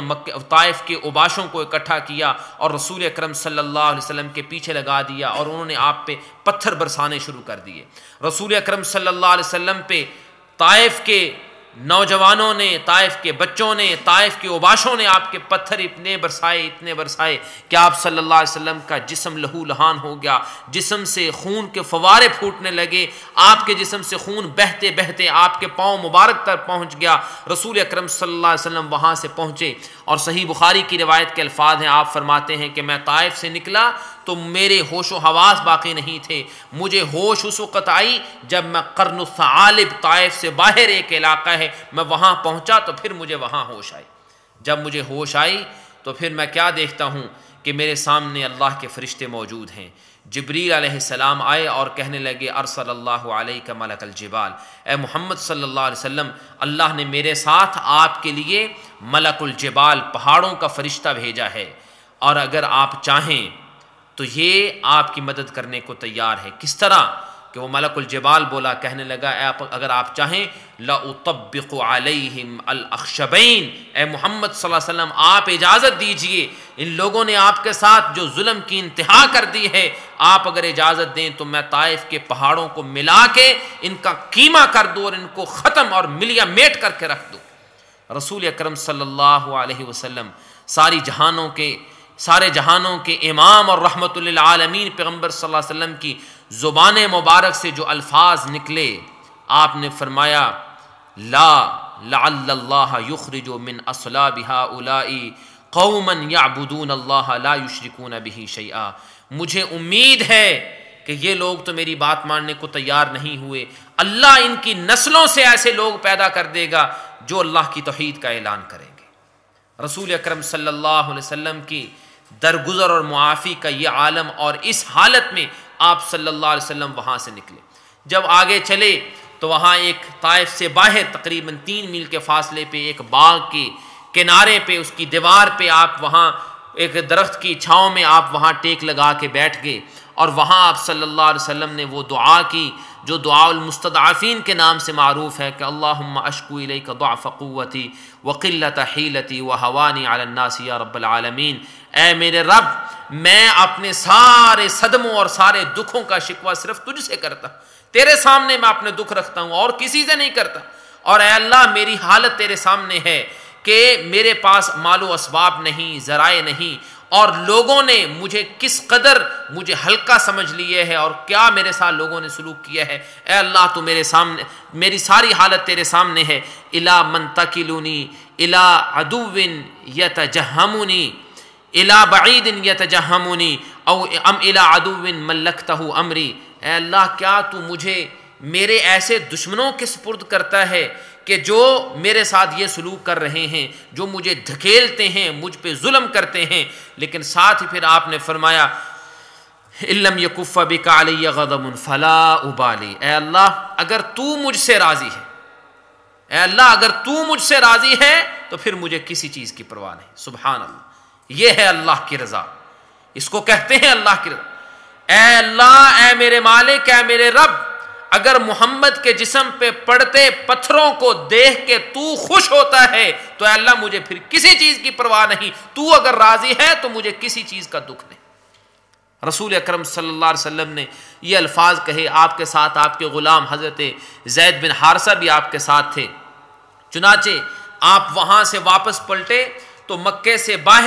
کے باہر ہی ایک وادی نخلہ آتی ہے، اللہ کے رسول صلی اللہ علیہ وسلم وہاں پہنچے، وہاں آپ نے کچھ وقت کے لیے قیام کیا، تو وہاں ایک معجزہ یہ ہوا کہ رسول اکرم صلی اللہ علیہ وسلم وہاں بیٹھے قرآن مجید کے اللہ کی طرف سے جو وحی آئی تھی اس کی تلاوت فرما رہے تھے کہ جنوں کی ایک جماعت کا وہاں سے گزر ہوا اور انہوں نے قرآن مجید کی وہ آیات سن لی اور انہوں نے غور سے سنا اور انہوں نے اسلام قبول کر لی، جن مسلمان ہو گئے۔ اللہ نے قرآن مجید میں اس کا ذکر کیا ہے، ایک سورۃ الجن ہے جس کا ترجمہ پڑھنے کے لائق ہے، اللہ نے اس میں ذکر کیا، اور دوسرا سورۃ الاحقاف 26ویں پارے کی پہلی سورت کے آخر میں اللہ فرماتے ہیں وَإِذْ صَرَفْنَا إِلَيْكَ نَفَرًا مِّنَ الْجِنِّ يَسْتَمِعُونَ الْقُرْآنَ، اے محمد صلی اللہ علیہ وسلم وقت یاد کیجئے جب ہم نے جنوں کی ایک جماعت کو آپ کی طرف پھیر دیا، وہ آپ کے پاس آئے، غور سے انہوں نے قرآن سنا، فلما حضروه قالوا انصتوا، جب وہ آپ کے پاس آئے تو آپ ایک دوسرے کو کہنے لگے کہ خاموش ہو جاؤ، غور سے سنو،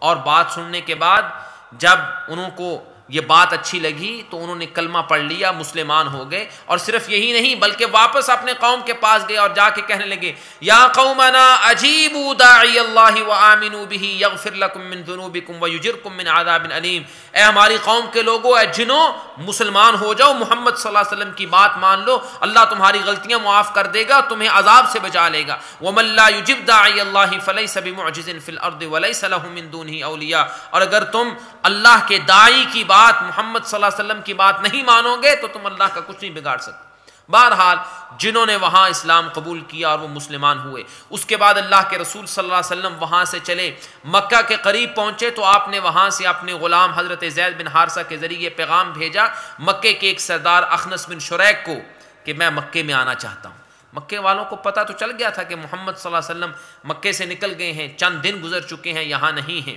وہ ایک لحاظ سے خوش بھی تھے، لیکن ساتھ ہی ساتھ ان کی سازشیں بھی تھیں کہ اب مکے سے باہر جا کے یہ وہی پیغام سنائے گا جو مکے میں سناتا ہے۔ چنانچہ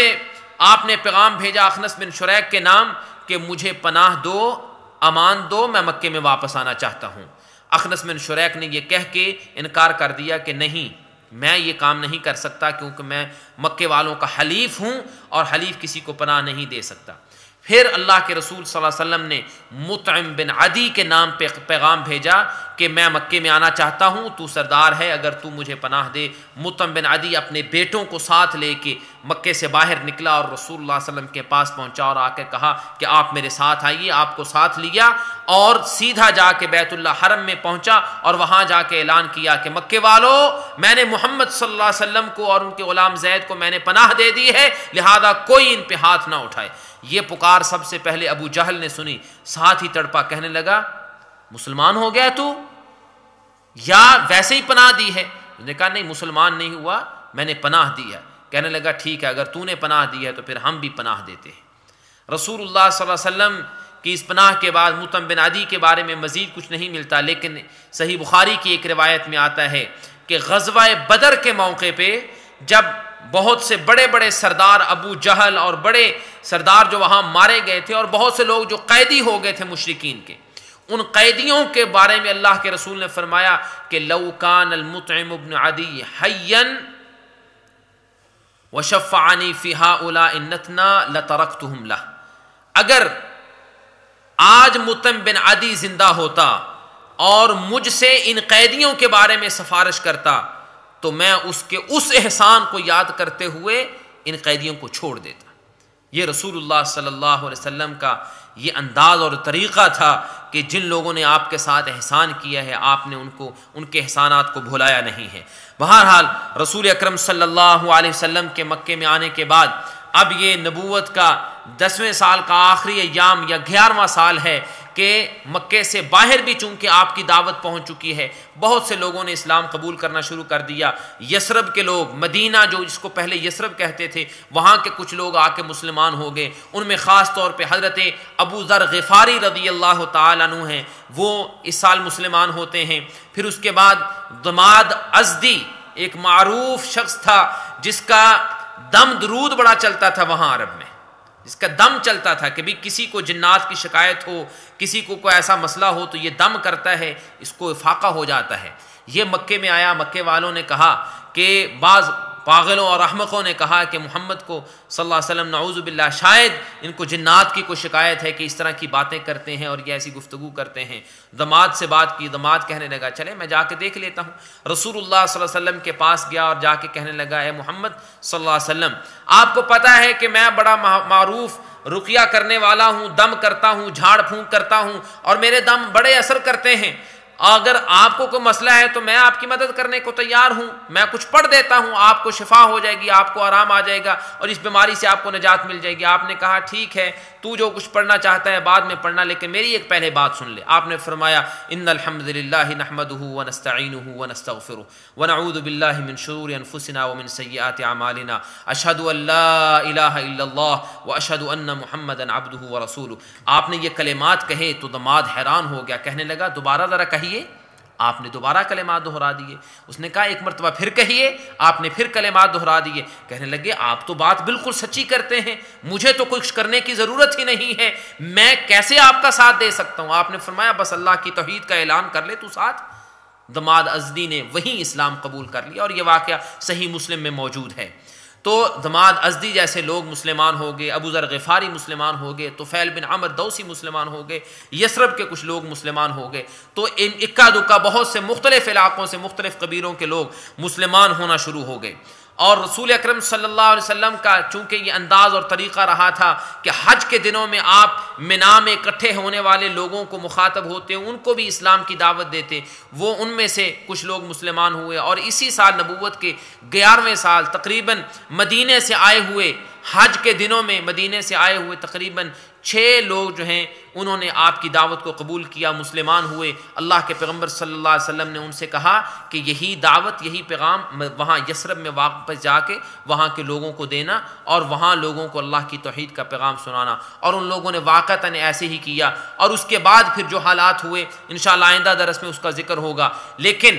اب یہ جو سارے حالات، جن حالات سے آپ صلی اللہ علیہ وسلم گزرے ہیں نبوت ملنے کے 5ویں سال کے بعد سے لے کے 10ویں سال تک، ان 5 سالوں میں جو آپ کو صدمے پہنچے، جو حالات ہو گئے، اس میں آپ کی کیفیت یہ ہو چکی تھی کہ آپ ایموشنلی، جذباتی طور پہ آپ صلی اللہ علیہ وسلم نڈھال ہو چکے تھے.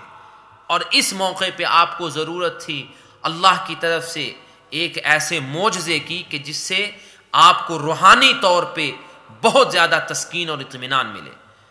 اور یہ وہ معجزہ ہے جو انسانی تاریخ کا عجیب ترین معجزہ ہے، اور یہ ہے اسراء اور معراج کا واقعہ کہ اللہ رب العالمین نے اپنے حبیب صلی اللہ علیہ وسلم کو اپنے پاس بلوا کے آپ کو روحانی طور پہ اس قدر تسلی اور طمانینت بخشی کہ رسول اکرم صلی اللہ علیہ وسلم کی صورتحال اور آپ کی طبیعت، آپ کا مزاج اس کے بعد اس میں تبدیلی آنا شروع ہو گئی. یعنی آپ کو تسلی اور راحت اور اطمینان اور سکون نصیب ہوا، کیونکہ معراج کا واقعہ ایک بہت بڑا معجزہ ہے اور انسانی تاریخ کا عجیب ترین واقعہ ہے. اب یہ واقعہ چونکہ وقت نہیں اس کا ذکر کیا جائے، اس کے بارے میں چند جو ضروری باتیں ہیں میں وہ ذکر کرنا چاہتا ہوں. پہلی بات تو یہ ہے کہ معراج کے واقعے کے بارے میں کہ یہ کب ہوا، اس کے بارے میں بہت زیادہ اختلاف ہے. مورخین کے ہاں، تاریخ نگاروں کے ہاں بہت زیادہ اس میں اختلاف ہے. بعض نے کہا نبوت ملنے کے 3 سال بعد ہوا، بعض نے کہا 5 سال بعد ہوا، بعض نے کہا 8 سال بعد ہوا، بعض نے کہا 10 سال بعد ہوا، بعض نے کہا جس سال ہجرت ہوئی اس سال ہوا. مختلف واقعات ہیں، مختلف اقوال ہیں. پھر صرف سال کا نہیں، مہینے کا بھی اختلاف ہے. بعض نے کہا کہ رمضان کے مہینے میں ہوا، بعض نے کہا شوال میں ہوا، بعض نے کہا کہ رجب کے مہینے میں ہوا. پھر رجب کے مہینے کے بارے میں جن کا قول ہے کہ رجب کے مہینے میں ہوا، اس میں بھی اختلاف ہے. بعض نے کہا رجب کی پہلی رات ہوا، بعض نے کہا 10ویں رات ہوا، بعض نے کہا 17ویں رات ہوا، بعض نے کہا 27ویں رات ہوا. اتنے زیادہ اقوال ہیں. اور تعجب کی بات یہ ہے سارے سالوں کو چھوڑا، سارے مہینوں کو چھوڑا، ساری تاریخوں کو چھوڑا، 27 تاریخ کو بعض مسلمانوں نے لے لیا اور کہا جی معراج کی رات کیا عظیم الشان رات ہے، اس رات میں جشن منایا جائے. آج جو ہے راتوں کو مسجدوں میں محفلیں لگائی جائیں، تقریروں کا اہتمام کیا جائے، سیرت طیبہ کے تذکرے کیے جائیں، ساری رات جاگا جائے، اگلے دن روزہ رکھا جائے، پتہ نہیں کیا. اور یہ سارے کا سارا دین میں اضافہ اور بدعات ہے، اس کا دین کے ساتھ کوئی تعلق نہیں. کب معراج کا واقعہ ہوا؟ یہ رسول اللہ صلی اللہ علیہ وسلم کا خاص معجزہ ہے. اس رات کی اہمیت بہت زیادہ ہے کہ ہمارے پیغمبر صلی اللہ علیہ وسلم کو اللہ تعالیٰ نے ایک ایسا عظیم معجزہ عطا فرمایا کہ آپ سے پہلے کسی نبی کو یہ معجزہ نہیں ملا. ہمارے لیے مسلمان ہونے کے ناطے اس سے بڑھ کے کیا خوشی ہو سکتی ہے. لیکن کیا اللہ کے رسول صلی اللہ علیہ وسلم نے اس رات خود کو ایسا خاص کام کیا، صحابہ کو کچھ کرنے کا کہا، آپ نے خود عمل کیا، یا صحابہ کو کہا کہ رات قیام کرو، اگلے دن روزہ رکھو، یہ کرو وہ کرو، کوئی تعیین کی؟ نہیں، کچھ بھی نہیں کیا. اور دراصل اللہ کے پیغمبر صلی اللہ علیہ وسلم سے محبت حقیقی معنوں میں یہی ہوتی ہے کہ جو کام اللہ کے رسول صلی اللہ علیہ وسلم نے کیا ہے وہ کیا جائے، جو آپ نے نہیں کیا جائے بس اس سے پیچھے ہٹ جائے. بہرحال معراج کا واقعہ اب ایسا ایک تصور اور ایسا انداز اختیار کر چکا ہے کہ رجب کے مہینے میں معراج کے واقعے کو بیان کیا جاتا ہے، سریں لگا کے، ہیکیں لگا کے، مختلف انداز سے لوگوں کو خوش کرنے کے لیے، لوگوں کو رلانے کے لیے، اور اللہ کے رسول صلی اللہ علیہ وسلم کے مقام کو بہت زیادہ بڑھانے چڑھانے کے لیے، حتیٰ کہ لوگوں نے یہ کہہ دیا کہ اللہ رب العالمین اور محمد صلی اللہ علیہ وسلم عرش پہ دونوں ایک دوسرے سے ایسے مل گئے جیسے انگلیاں آپس میں ملتی ہیں. نعوذ باللہ من ذلک. اور اپنی طرف سے یہ محبت رسول کا اظہار کر رہے ہیں، اللہ کے رسول کے ساتھ پیار کا اظہار کر رہے ہیں اور آپ کی شان بیان کر رہے ہیں. یہ سراسر جھوٹ ہے، اور ان ایسے لوگوں کو اللہ کا ڈر اور خوف اپنے دل میں رکھنا چاہیے کہ اللہ نے فرمایا وَمَنْ أَظْلَمُ مِمَّنِ افْتَرَىٰ عَلَى اللَّهِ كَذِبًا. اس سے بڑا ظالم اور بدبخت کون ہو سکتا ہے جو اللہ کی طرف کسی جھوٹی بات کی نسبت کر دے. اور اللہ کے پیغمبر صلی اللہ علیہ وسلم نے فرمایا من کذب علی متعمدا فلیتبوأ مقعدہ من النار. جو میری طرف کسی بات کی نسبت کرتا ہے، ایسی بات جو میں نے نہیں کی، جب میں نے نہیں کہی، آپ نے فرمایا کہ وہ اپنا ٹھکانہ جہنم کی آگ میں بنا لے. رسول اکرم صلی اللہ علیہ وسلم کی محبت کا یہ انداز اور یہ طریقہ درست نہیں ہے کہ آپ صلی اللہ علیہ وسلم کی شان میں اتنا مبالغہ کیا جائے کہ آپ کو اللہ رب العالمین کے ساتھ ملا دیا جائے. نہیں، بلکہ آپ مخلوق ہیں، اللہ خالق ہے. آپ عابد ہیں، اللہ معبود ہے. اللہ رزق دینے والا ہے، آپ رزق کھانے والے ہیں. اللہ حاجتیں پوری کرنے والا ہے، آپ حاجتیں اللہ کے سامنے رکھنے والے ہیں. اللہ مشکل کشا ہے، آپ مشکلوں میں پھنسنے والے ہیں. خالق مخلوق کا فرق برقرار رکھنا چاہیے. بہرحال رسول اکرم صلی اللہ علیہ وسلم کو اس سال میں جب معراج کا واقعہ آپ کو نصیب ہوا تو جیسے میں نے عرض کیا ہے کہ اس میں بہت سے سبق ہیں اس واقعہ معراج میں، جس کو انشاءاللہ اللہ نے موقع دیا تو کبھی اس موقع پہ رجب کے مہینے میں چونکہ اس کا خاص طور پہ چرچا کیا جاتا ہے تو اس کو تفصیل سے بیان کیا جائے گا. میں اختصار کے ساتھ آخر میں چند منٹوں میں جیسے میں نے ابتدا میں کہا تھا وہ بیان کرنا چاہتا ہوں کہ آج کے جو واقعات ہم نے جو سنے ہیں ان سے ہمیں کیا سبق ملتا ہے. پہلا واقعہ جس کا ذکر ہوا ہے حضرت حمزہ رضی اللہ تعالیٰ عنہ کا مسلمان ہونا. اور جیسے میں نے ذکر کیا ہے کہ حضرت حمزہ مسلمان کیسے ہوئے کہ اپنے بھتیجے محمد الرسول اللہ صلی اللہ علیہ وسلم کا انتقام اور بدلہ لینے کے لیے حمیت میں، جوش میں یہ کہہ دیا ابو جہل سے تو جانتا نہیں کہ میں محمد صلی اللہ علیہ وسلم کے دین پہ ہوں. اور اسی جوش اور حمیت کا نتیجہ تھا کہ بعد میں اللہ تعالیٰ نے آپ کو ہدایت عطا فرما دی اور آپ مسلمان ہو گئے. اس سے ہمیں یہ ایک سبق ملتا ہے، یہ امید ملتی ہے کہ اگر کوئی غیر مسلم، اگر کوئی کافر مسلمانوں کا ساتھ دے رہا ہے تو اس سے امید رکھنی چاہیے اور اللہ سے دعا کرنی چاہیے کہ اللہ رب العالمین اس کو اور اسلام کے قریب کر دے اور اللہ اس کو ہدایت دے دے، وہ مسلمان ہو. اور یہ ایک بڑی اچھی اور خوش آئند بات ہوتی، ایک غیر مسلم ہو کے مسلمانوں کا ساتھ دینا شروع کر دے تو یہ ہمارے لیے خوشی کی بات ہے کہ انشاءاللہ وہ بہت سا اسلام کے قریب ہے، اللہ اس کو ہدایت دے اور قریب ہو سکے. دوسرا واقعہ حضرت عمر رضی اللہ تعالیٰ عنہ کا جو ذکر ہوا کہ اللہ کے رسول صلی اللہ علیہ وسلم حضرت عمر کے بارے میں دعا کیا کرتے تھے کہ اللہ عمر کے ذریعے اسلام کی تائید فرما. اب اس مسئلے سے اس کے حوالے سے ایک مسئلہ بھی ضمناً آ جاتا ہے کہ بعض لوگ بس اوقات سوال کرتے ہیں کہ جی غیر مسلم کے لیے دعا کر سکتے ہیں یا نہیں کر سکتے؟ ہاں کر سکتے ہیں، صرف بخشش اور مغفرت کی دعا نہیں کر سکتے. غیر مسلم فوت ہو جائے کلمہ پڑھے بغیر، اسلام لائے بغیر، اس کے لیے اللہ سے معافی نہیں مانگ سکتے، لیکن زندگی میں اس کے لیے دعا کرنی چاہیے، اے اللہ ان کو ہدایت دے. رسول اکرم صلی اللہ علیہ وسلم نے حضرت عمر کے بارے میں دعا کی، ابو جہل کے بارے میں دعا کی، اے اللہ ان میں سے جو تجھے محبوب ہے اس کو اسلام کی دولت نصیب فرما.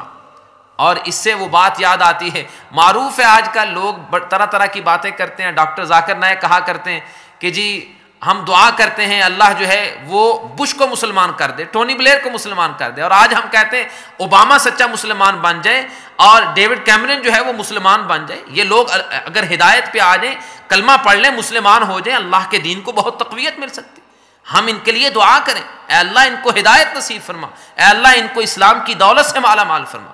تو رسول اکرم صلی اللہ علیہ وسلم کی اس دعا سے ہمیں یہ سبق ملتا ہے۔ اللہ کے پیغمبر صلی اللہ علیہ وسلم کی سیرت میں جو شیب ابی طالب کا واقعہ ہے کہ 3 سال آپ وہاں محصور رہے، اور پھر اس کے بعد طائف کا جو واقعہ آتا ہے، ان واقعات سے جو ہمیں ایک بہت بڑا سبق ملتا ہے بہت سے دوسرے سبقوں کے ساتھ، وہ یہ کہ اللہ کے دین کا کام کرنے والے جو لوگ ہیں، جو اللہ کے دین کی دعوت کا کام کرنے والے لوگ ہیں، ان کو بہت بڑے حوصلے کا مالک ہونا چاہیے، ان کو اپنے حوصلے بلند رکھنے چاہیے۔ وہ کسی بھی حالت میں ان کے لیے جائز اور درست نہیں ہے کہ وہ مایوس ہو کے بیٹھ جائے۔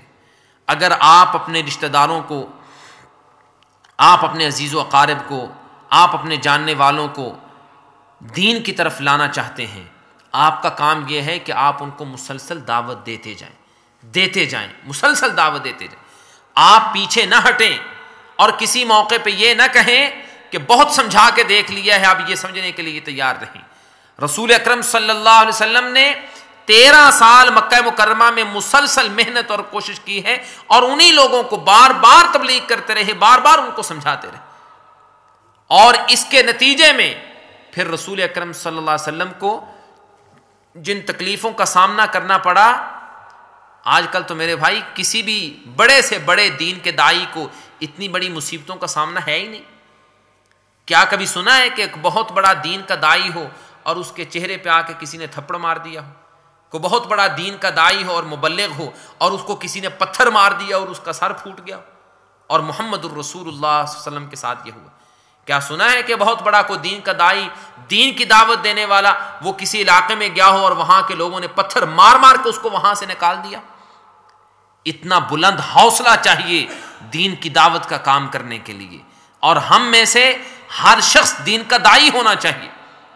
یہ صرف ان لوگوں کا کام نہیں جو ممبر اور محراب پہ کھڑے ہو کے دعوت دیں اور درس دیں، بلکہ ہر مسلمان اپنی جگہ پہ دین کا داعی ہے، اور ہر دین کے داعی کو یہ حوصلہ بلند رکھنا چاہیے کہ اللہ کی مخلوق کو کس طرح جہنم سے بچا کے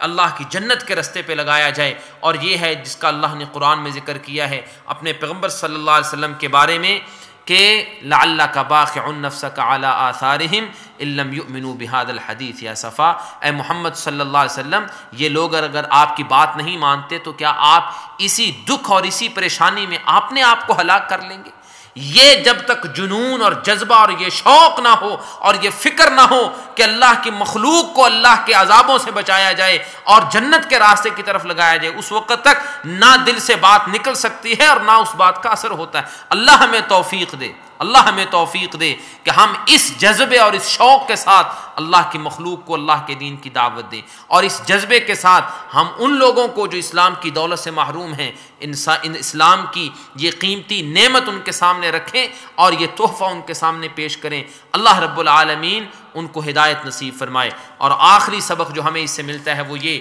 کہ اس سب کچھ کے ساتھ ساتھ ایک سچا دین کا داعی اور دعوت کا کام کرنے والا، وہ اس کا طور طریقہ اور وتیرہ اور انداز یہ ہونا چاہیے کہ وہ اللہ کے سوا دوسروں پہ توکل نہ کرے، وہ اللہ کے سوا دوسروں پہ بھروسہ نہ کرے، وہ دوسروں کی طرف نظریں اٹھا کے نہ دیکھے، بلکہ جب بھی کبھی کوئی تکلیف آئے، کوئی مصیبت آئے، کوئی پریشانی آئے، ڈائریکٹ اپنے اللہ سے اپنا رابطہ کرے، اس لیے کہ دین کی دعوت کا کام کرنے والا وہ اللہ کا نوکر ہے، وہ اللہ کا نوکر ہے۔ آپ اگر کسی کمپنی میں کام کرتے ہیں، کسی باس کے تحت کام کرتے ہیں، آپ کو کوئی تکلیف آتی ہے تو انسان ہونے کے ناطے آپ کا مالک، آپ کا باس آپ کے ساتھ ہمدردی کرتا ہے، اور بسا اوقات معاملہ یہاں تک پہنچتا ہے کہ یہ میرا ملازم ہے، اس کے ساتھ برا سلوک کیا گیا تو میرا کیا بنے گا، میری بدنامی ہوگی۔ اگر انسانوں کی حالت یہ ہے تو جو لوگ اللہ کے دین کے خادم ہیں، اللہ کے نوکر ہیں، اللہ کے دین کی خدمت کرنے والے ہیں، کیا اللہ رب العالمین ان کو برباد کرے گا؟ نہیں، صرف معاملہ یہ ہے کہ دین کے جو خادم اور دین کے نوکر ہیں ان کو چاہیے کہ اپنے ساری کی ساری ڈوریں اور اپنی ساری لگامیں اللہ رب العالمین کے ساتھ جوڑیں اور اللہ پہ اپنا توکل کریں. اللہ ہمیں سمجھنے اور عمل کرنے کی توفیق نصیب فرمائے. وما علی البلاغ. ماشاء اللہ لا قوت لا حول ولا قوت الا باللہ. بہت ہی بڑے مضمون کو، کئی سال کی تاریخ کو مولانا محترم نے بہت ہی اختصار کے ساتھ، جیسے کہ مثل مشہور ہے کہ دریا کو کوزیں بند فرما دیا، اور احادیث اور آیاتوں کی بارش برساتے رہے. ماشاء اللہ. اللہ تبارک تعالیٰ ان کے عمر اقبال میں، ان کے علم و عمل میں مزید ترقی و برکت عطا فرمائے، اور آپ تمام حضرات کو اللہ جزائے خیر عطا فرمائے جو بڑے ذوق و شوق کے ساتھ سنتے رہے، اور آئندہ بھی اسی ذوق و شوق کے ساتھ تشریف لائیے. انشاءاللہ یہی سلسلہ جاری ہے. سبحانک اللہم و بحمدک اشہد ان لا الہ الا انت استغفرک و اتوب الیک. ماشاءاللہ شیخ جزاکم اللہ. اللہ پاک خیر آپ کو. ماشاءاللہ.